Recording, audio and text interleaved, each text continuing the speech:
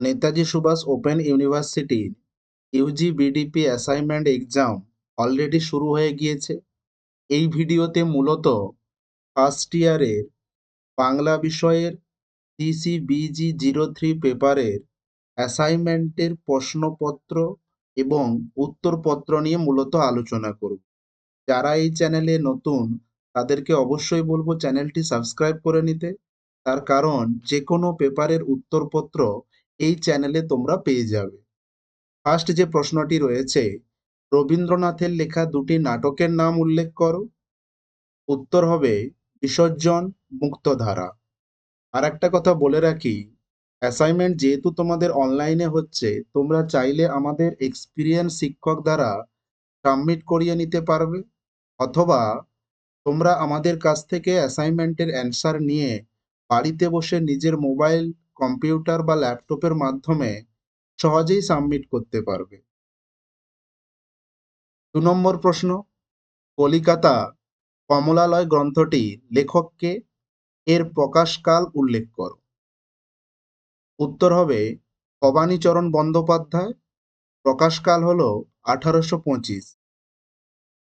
3 নম্বর প্রশ্ন, মৃত্যুঞ্জয় বিদ্যালঙ্কারের দুটি গ্রন্থের নাম উল্লেখ করো। উত্তর হচ্ছে 32 সিংহাসন এবং রাজবলি। বিধিধাত্য সংগ্রহ সাময়িক প্রথাটি সম্পাদক কে ছিলেন? উত্তর হবে রাজেন্দ্রলাল মিত্র।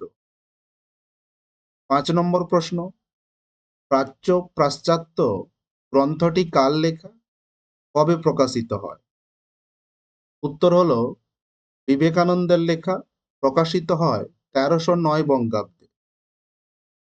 6 নম্বর প্রশ্ন, গিরিশচন্দ্র ঘোষের লেখা দুটি পৌরাণিক নাটকের পরিচয় দাও।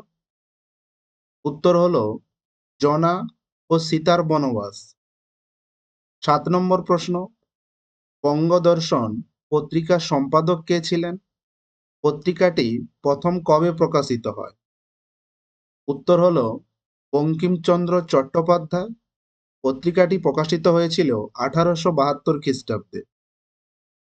8 নম্বর প্রশ্ন, প্রবোধ চন্দ্রিকা গ্রন্থটি রচয়িতা কে? উত্তর হবে মৃত্যুঞ্জয় বিদ্যালঙ্কার।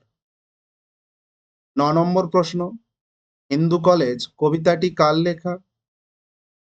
উত্তর হলো রঙ্গলাল বন্দ্যোপাধ্যায়। লাস্ট যে প্রশ্নটি রয়েছে, মীর মোশাররফ হোসেনের লেখা দুটি গ্রন্থের নাম উল্লেখ করো। উত্তর হলো বিষাদ সিন্ধু ও জমিদার দর্শন। এই ছিল তোমাদের 10টি প্রশ্ন এবং তার উত্তর। ভিডিওটি যদি ভালো লাগে অবশ্যই লাইক, কমেন্ট, শেয়ার করে দিও।